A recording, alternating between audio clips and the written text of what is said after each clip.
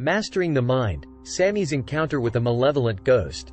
Once upon a time, in a small village nestled in the hills, there lived a young man named Sami.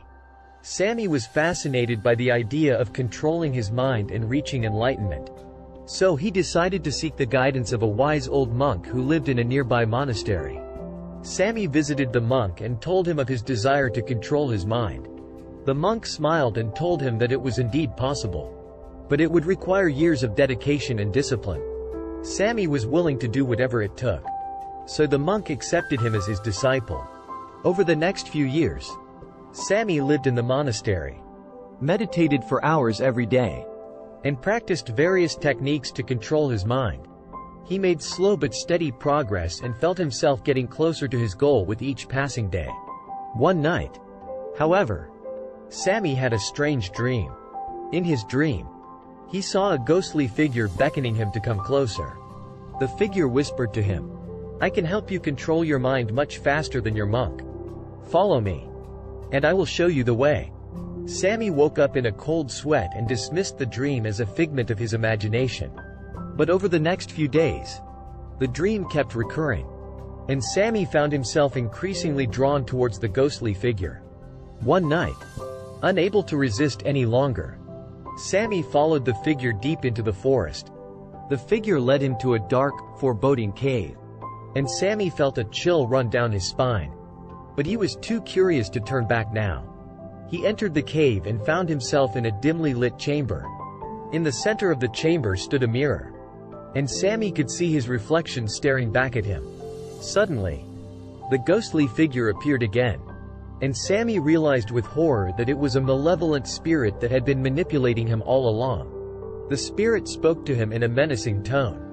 "You wanted to control your mind, and I have brought you to the place where you can do it. But beware, once you start, there will be no going back." Sami was filled with a sense of dread, but he knew that he had come too far to turn back now. He approached the mirror and saw his reflection change. His eyes turned black, and his expression became twisted and sinister. He began to chant a dark incantation, and as he did so, he felt his mind slipping away from him. He no longer felt in control of his thoughts or actions, and he knew that he had made a terrible mistake. As he screamed in terror, the monk appeared out of nowhere and chanted a powerful spell that banished the malevolent spirit back to the underworld. Sami collapsed, exhausted but relieved to be free of the spirit's control. From that day forward, Sami rededicated himself to the path of enlightenment and vowed never to stray from it again. He realized that true control over one's mind comes from within and that shortcuts are never the answer. And so, Sami returned to the monastery, where he continued to meditate and practice his techniques with renewed vigor. He never forgot the lesson he learned and remained ever vigilant against the lure of shortcuts and easy answers. After the incident with the malevolent spirit, Sami's progress towards enlightenment accelerated. He became more focused, disciplined, and determined than ever before. Under the guidance of the wise old monk, Sami continued to practice various techniques to control his mind. He learned to quiet his thoughts, concentrate his focus, and develop a deep sense of inner peace. Years went by, and Sami became known throughout the region as a wise and compassionate soul. People would come from far and wide to seek his counsel, and he would always offer them a kind word and a listening ear. One day, a young man named Rohan came to Sami seeking advice. Rohan was a troubled soul who was struggling to find meaning and purpose in his life. Sami listened patiently as Rohan poured out his heart. He then offered Rohan some advice that would change his life forever. "Ali," Sami said, "the key to finding meaning and purpose in life is to learn to control your mind.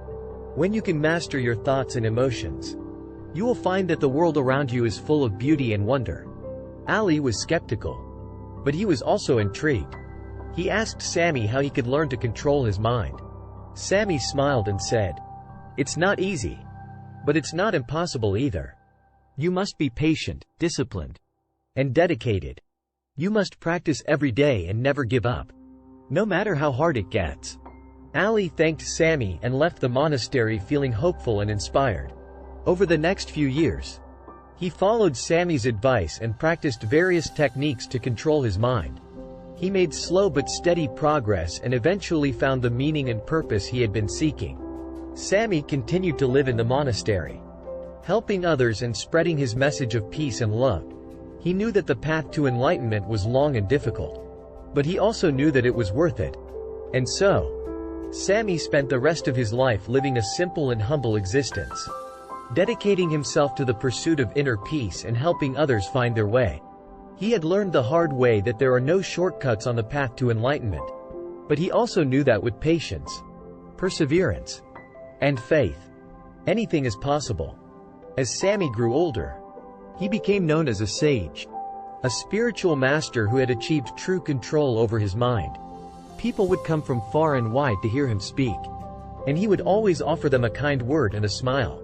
One day, a group of young people came to Sami seeking his wisdom. They were from a nearby village and had heard of his reputation as a spiritual master. Sami welcomed them and asked them why they had come.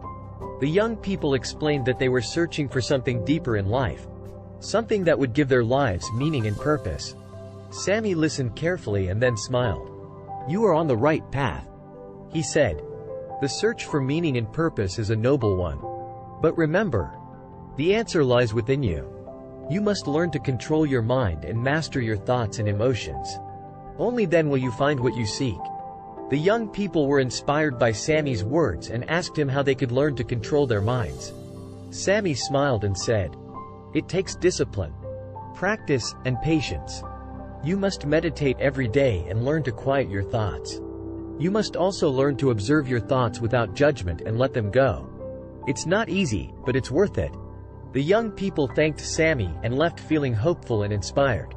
Over the next few years, they followed his advice and practiced various techniques to control their minds.